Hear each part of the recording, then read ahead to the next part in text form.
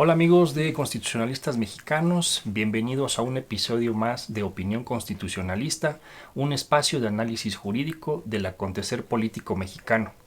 Me presento, soy Juan Carlos González Cancino y el día de hoy tengo el honor de estar acompañado por Sergio Charbel Olvera Rangel, también integrante de Constitucionalistas Mexicanos. Sergio, ¿qué tal? ¿Cómo estás? Muy bien, gracias. ¿Y tú, Juan Carlos? Bien, bien, todo bien.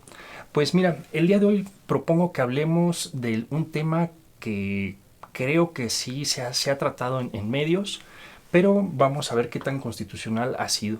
Vamos a hablar de la inconstitucionalidad de la austeridad republicana.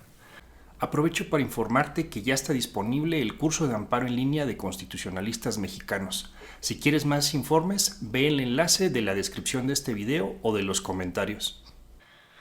Sergio, hemos visto al inicio de esta administración cómo se han cancelado diversos programas de asistencia social, se han dado, por ejemplo, marcha atrás a los programas de las guarderías, se han cancelado los apoyos al deporte, apoyos también a cuestiones educativas, el CONACYT ha tenido recortes y cuestiones más graves, porque ha habido también la suspensión de tratamientos médicos de personas de escasos recursos o que simplemente tienen que participar en estos programas de salud y que de la noche a la mañana les dicen ya no hay más presupuesto.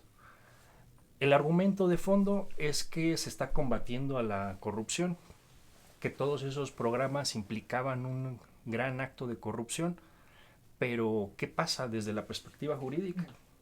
Y ese es el día que hoy nos convoca, Sergio. ¿Qué nos podrías decir al respecto? Bueno, a partir de la reforma en materia de derechos humanos de junio de 2011, se prevé un principio en materia de derechos humanos que es el de progresividad. El párrafo tercero del artículo primero de nuestra Constitución señala que todas las autoridades, en el ámbito de sus respectivas competencias, deben respetar, proteger, promover los derechos humanos con base en los principios de universalidad, interdependencia, indivisibilidad y progresividad. El principio de progresividad es una obligación de todas las autoridades en las funciones estatales que desempeñen, ya sea jurisdiccional, legislativa o ejecutiva, de proteger los derechos en función a ampliar esta protección. De tal manera que si ya se tiene un nivel de protección, ese nivel no debe de disminuir y por el contrario debe aumentarse en la medida de las posibilidades del Estado. Principalmente estas medidas son en función de las posibilidades económicas o financieras que tenga el Estado. Pero la idea de este principio es que destine todos esos recursos, principalmente financieros, a ampliar esta protección. Y se tiene en forma negativa, este principio se entendería como no regresividad, es decir, lo que he señalado, el no dar marcha atrás a un estatus que ya ha alcanzado el Estado sobre la protección de derechos humanos.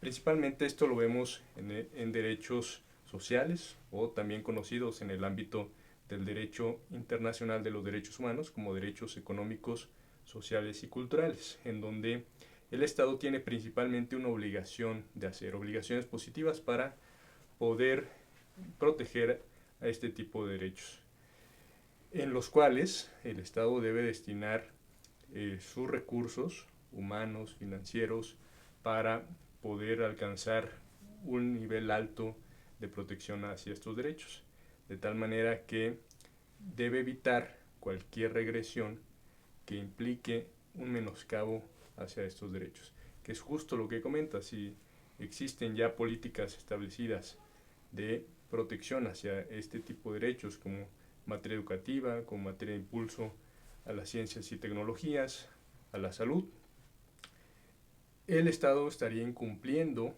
este principio al eliminar de tajo o al privar de determinados recursos ciertas políticas que ya ha implementado.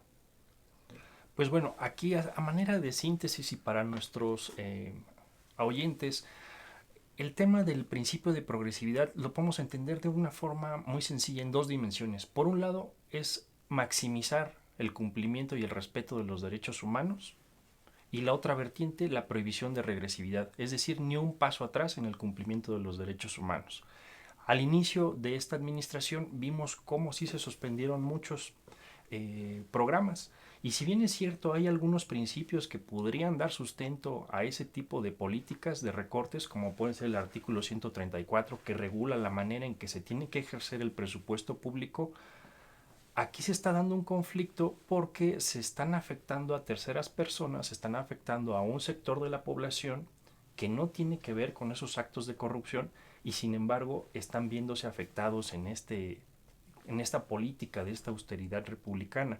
Entonces, aquí el tema es cuál tendría que ser la vía por la cual el gobierno tendría que haber afectado esos, o bueno, sí, combatir a la corrupción, pero ¿cómo respetar estos derechos humanos? Esa es la pregunta. En tu opinión, ¿tendría que haberse seguido con todos los programas tal cual? ¿O qué medidas tendría que haber tomado el gobierno para no afectar estos derechos humanos? Tendría que haberse seguido con estos programas. El tema de la implementación llega a tener algunas dificultades, como es esta parte que sin duda es desagradable y tiene que combatirle el Estado, que es la corrupción, pero sin afectar a los beneficiarios de estas políticas sociales, ¿no? Es decir, para cumplir con el principio de progresividad, el Estado debe permanecer en las políticas que ya tiene y hacer frente a la corrupción sin afectar a los destinatarios de dichas políticas. Lo que tenemos aquí de fondo, Sergio, es un conflicto entre principios constitucionales. Por un lado tenemos los principios del 134 y por el otro lado disposiciones en materia de derechos humanos. En mi opinión, el conflicto debería de resolverse a favor de los derechos humanos, con fundamento en el propio texto constitucional. Recordemos que nuestra Constitución establece el principio pro persona y dice que todas las normas relativas a los derechos humanos deben interpretarse siempre otorgando el mayor beneficio a las personas. Y aquí, en este caso, tenemos disposiciones de derecho positivo, en este caso derecho constitucional, que establecen diversos derechos a la salud, a cuestiones, no sé, programas de vivienda y demás. Y por el otro lado tenemos ese principio o esos principios rectores en el 134 que nos rigen en cuanto al ejercicio del presupuesto. Pero ese conflicto entre esas normas tendría que resolverse a favor del derecho humano, porque en este caso concreto, esos principios previstos en el 134 están fungiendo como limitantes de los derechos humanos. Entonces, creo que aquí eso ha faltado en esta administración. Se habla mucho de un combate a la corrupción, pero como si ese combate a la corrupción pudiera justificar cualquier acción del Estado. Y creo que no ha sido así. Sin duda va a haber muchos amparos y ya existen amparos para, por ejemplo, continuar con prestaciones de cuestiones médicas, tratamientos, pero aquí será interesante cómo, si también la población aprovecha esta oportunidad, porque vemos aquí cómo los derechos humanos y en específico el juicio de amparo puede tener un efecto a nivel del ejercicio del presupuesto público, del ejercicio del presupuesto que por así que prácticamente todos contribuimos y ya podemos tener un rol más activo en esta decisión. Ya no ser un rol pasivo de que a ver qué política pública pone el gobierno, sino a través de los derechos humanos incidir en el presupuesto y en el ejercicio de este presupuesto.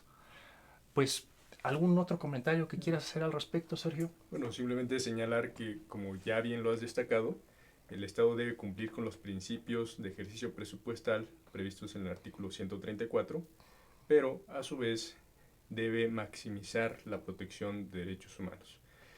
Esto lo puede hacer si es que no está de acuerdo con ciertas políticas que se han implementado en los sexenios pasados, como por ejemplo el Seguro Popular, con medidas sustitutivas que en ninguna medida sean regresivas, sino que por el contrario tiendan a maximizar.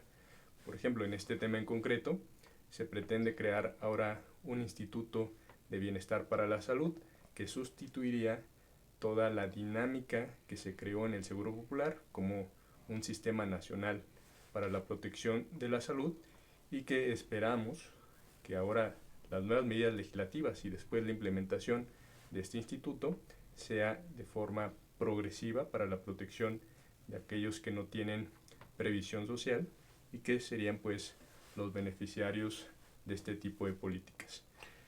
Pues Sergio, no sé si a manera de conclusión podamos acordar en esto.